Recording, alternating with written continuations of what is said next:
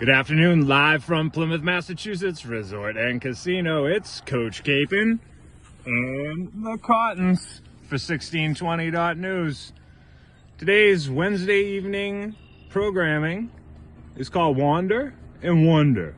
And today we'll be going over to Wander off in the distance, but on the way over you have a great view to where we're gonna go wander. I came in through the Bramhall section by the hospital, and this is just a great view to where we're going. If you come into this particular wandering spot from the southern side, the Old Sandwich Dirt Road side, or the little back entrance into Pine Hills, this is the view you get going to the area I thought was neat to be around. There's not really good parking around here, but if you squeeze a spot for a few minutes, you can come hang out. Up that road is the intersection to Old Sandwich. We're down at Whip's Farm.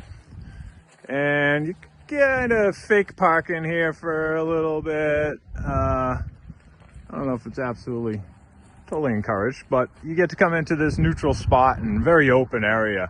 Good place to wander. I don't know about the use of the trails around here. I'm not too familiar with it. I'm a big beach person myself. And it's still something I became familiar with in the last couple years. It seemed to be a good place to visit. I want to highlight things in Plymouth, place you can go get lost for a little bit. A wander isn't so much about wandering around lost or not knowing your direction or where you are.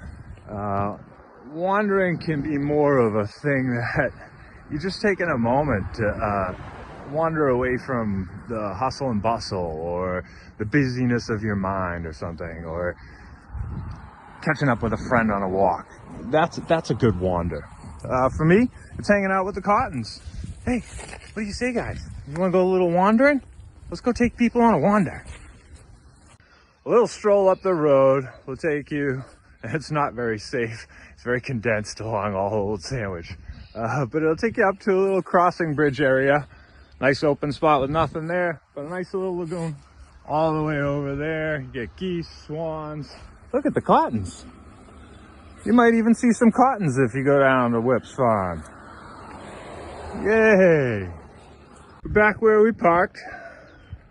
Usually there's a lot of horsies out here, some nice white ones and black ones and brown ones. But, alas, there's none out here today. Over on this side, usually during the summer, I see some big bull. It makes me think I'm in Pamplona again. Anyways, that's the wander portion of 1620.news with Coach Capon and the Cottons. This week's wonder portion of the segment for Wednesday's Wander and Wonder is apropos to our wander selection. This wonder is a Charlie horse to our humanity. Did you know that a few days after Paul Revere's ride in Massachusetts, a young girl, Sybil Luddington, rode twice as long as him to warn of the British advances in the Connecticut area? She was 16. No poem, no special recognition. Hell, I didn't hear about it until I was researching for election. How many holidays dedicated to the women? Where are their statues? Where is their place in print and conversational U.S. history? Theirs is not the worst plight, but it is another issue in our society that remains largely unaddressed. Women are largely ignored or marginally accredited in history. Good month to help change that. News for action. I would hope some dads would be inspired to make sure they tout great women in their lives and in history. Spew it off like you might your sporting fandom, financial chatter, and the like. Reform the historic male voice of subjugation, and worse, the dark silence. Let them hear men boast about professional women in sports and business. Remind them of the greatness of being a mother and the significant contributions to volunteerism in all facets of society. I hope you wonder. Have a good night, and I hope you come back sometime soon.